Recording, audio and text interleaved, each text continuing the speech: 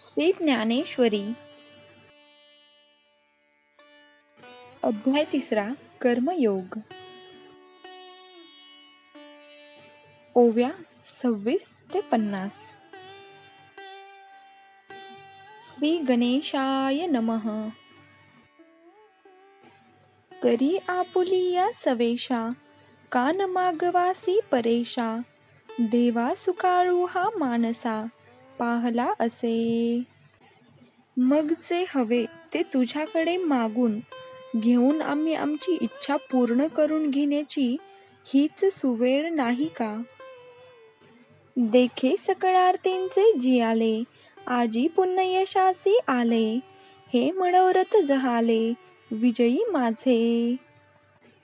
प्रभू, हे माझे भाग्य आहे की मला तुझा लाभ झाला आहे. तुझ्यामुळे माझ्या मनोरथीची पूर्ती होणार आहे, तरच माझ्या मनातला हेतू सफल होणार आहे. जी जी परम मंगळ धामा सकळ देव देवोत्तमा तू स्वाधीन आजी आम्हा म्हणून या. आणि हे पुरुषोत्तमा, या गोष्टी का शक्य आहेत? कारण परमभाग्याने आम्हास तुझ्यासारखा कृपासागर लाभला आहे. जैसे मातेच्या ठाई अपत्य अनवसरू नाही सतन्या लागुनी पाही जिया परी.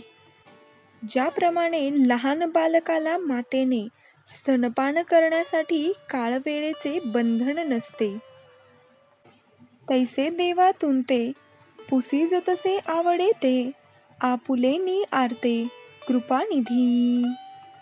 त्याचप्रमाणे हे श्रीरंगा, मी सुद्धा माझे मनोरथ पूर्ण करून घेण्यासाठी तुला या माझ्या विविध शंका-कुशंका विचारित आहे. तरी पारत्रिकी हित आणि आचरिता तरी उचित ते सांगे एक निश्चित पार्थू म्हणे. तेव्हा हे कृपावंत, माझी तुला प्रार्थना आहे की इहलोकी जे आचरण्यासाठी सहज सोपे आहे, जे माझ्या हिताचे आहे, ज्यामुळे माझे कल्याण होईल, अशी एक निश्चित गोष्ट तू मला सांग. या बोला श्री अच्युतू म्हणतसे विस्मितू अर्जुना हा ध्वनितू अभिप्राओ. अर्जुनाचे हे बोलणे ऐकून श्रीकृष्ण भगवान आश्चर्यचकित होऊन म्हणतात, अरे अर्जुना, मी तुला जे काही सांगितले आहे ते अगदी गर्भितार्थाने आणि अगदी थोडक्यात सांगितले आहे. जे बुद्धियोगू सांगता सांख्यमत संस्था प्रकटिली स्वभावता प्रसंगे आम्ही. अर्जुना, अरे तुला ईश्वरार्पण कर्मे करण्याची वाट दाखवित असताना आम्ही तुला प्रसंगानुरूप ज्ञानमार्गही सांगितलाच की. तो उद्देशू तू नेनसीची म्हणोनी क्षोभलासी वायांची तरी आता जाणे म्यांची उतक दोन्ही. तो आमचा हेतू मात्र तुझ्या लक्षात आलेला दिसत नाही. मला वाटते की त्यामुळे तू माझ्यावर रागावला आहेस, पण हे तुझे नकळतेपण आहे. मी तर तुला योग्य असे दोन्ही मार्ग सांगितले आहेत. अवधारी वीरश्रेष्ठा, ये लोकी या दोन्ही निष्ठा मजचिपासुनी प्रगटा अनादि सिद्ध. पार्था, हे नीट लक्षात घे की या पृथ्वीवर हे दोन्ही मार्ग माझ्यापासूनच प्रकट झालेले आहेत. हे दोन्ही मार्ग मूळचेच आहेत. एक ज्ञानयोगू म्हणिजे जो सांखी अनुष्ठिजे जेथ ओळखीचवे पाविजे तद्रूपता. या दोन्ही मार्गातला एक आहे ज्ञानमार्ग. त्याचे आचरण हे ज्ञानी लोक करतात. ते परमतत्वाची या मार्गाने ओळख करून घेतात आणि त्याच्याशीच तादात्म्य पावण्याचा अभ्यास करतात. एक कर्मयोगू जाण जेत साधक जण निपुण होऊनी या निर्वाण पावती वेळे. दुसरा मार्ग जो आहे तो कर्ममार्ग, कर्मयोग. ह्याचे आचरण करून आर्त मुमुक्षू अन खरे जिज्ञासू हे कालांतराने आत्मज्ञान प्राप्तीनंतर मोक्षास जातात. हे मार्गू तरी दोन्ही, परी एकवटती निदानी, जैसे सिद्ध साध्य भोजनी, तृप्ती एक. तयार असलेले किंवा तयार करून घेतलेल्या अन्नाच्या सेवनाने होणारी भुकेची तृप्ती सारखीच असते. तसेच वरकरणी हे दोन मार्ग भिन्न दिसत असले तरी त्यांचे अंतिम ध्येय एकच आहे. का पूर्वापार सरिता भिन्न दिसती पाहता, मग सिंधू मिळणी ऐक्यता पावती शेखी. जसा पूर्वेकडून पश्चिमेकडे वाहणाऱ्या नद्या वेगवेगळ्या दिसत असल्या तरी त्या शेवटी एका सागरालाच जाऊन मिळतात, तैसी दोन्हीही मते सुचिती एका कारणाते, परी उपासती ते योग्यते अधीन असे. त्याप्रमाणे ज्ञानमार्ग आणि कर्ममार्ग दोन असले तरी ते एकाच परब्रह्माचे तत्वाचे सूचक आहेत. परंतु या दोन्हीमधला कोणता मार्ग अवलंबायचा हे ज्याच्या त्याच्या योग्यतेवर अवलंबून असते. देखे उत्पलवना सरिसा पक्षी फळासी झोंबे जैसा, सांगे नरू केवी तैसा पावे वेगा. असं पहा की हवेत उडू शकणारा पक्षी हा एका उड्डाणात फळाच्या फांदीवर जाऊन बसू शकतो, पण माणसाला तसे शक्य होईल का सांग पाहू.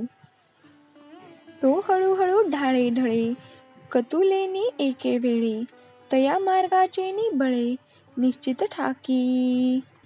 माणूस काय करेल, तो आधी खोडावर मग एकेका फांदीवर चढत जाईल अन मग कुठे तो त्या फळापर्यंत जाऊ शकेल. तैसे देखपा विहंग ममते अधिष्ठुनी ज्ञानाते, सांख्य सद्य मोक्षाते आकळी ती. त्याचप्रमाणे जे ज्ञानमार्गी उपासक आहेत ते पक्षाप्रमाणे तत्काळ आपल्या मोक्षप्राप्तीच्या साध्यापर्यंत जातात. येर योगिये कर्माधारे विहितेंची निजाचारे, पूर्णता अवसरे पावते होती.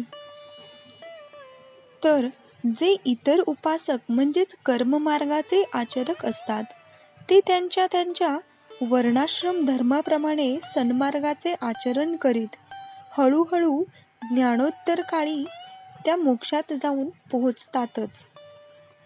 वांचोनी कर्मारंभ उचित न करिता सिद्धवत, कर्महीना निश्चित होई जेना.